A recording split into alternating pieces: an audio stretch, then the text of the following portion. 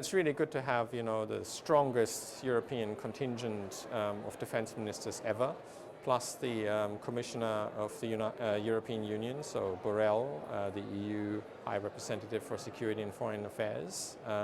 And that really shows that the Europeans are taking what happens in this region much more seriously.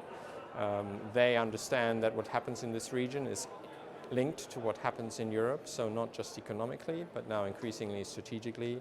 So the war in Ukraine has obviously added to this, because previously it was just the rise of China, which of itself was already problematic and challenging.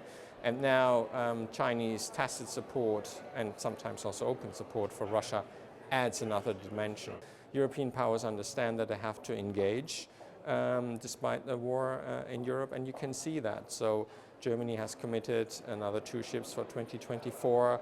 The Italians, for the first time, will send their carrier at the end of 2024. The UK has just announced in the previous session to send another carrier strike group in 2025. France will do the same.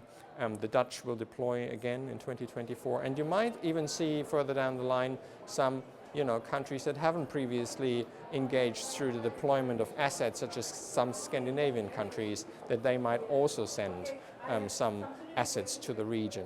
So I think it's really important to understand that the war in Ukraine does not necessitate European powers, diminishing their more persistent engagement in the region, noting, of course, that the war in Ukraine and the deterrence of Russia remains the #1 priority.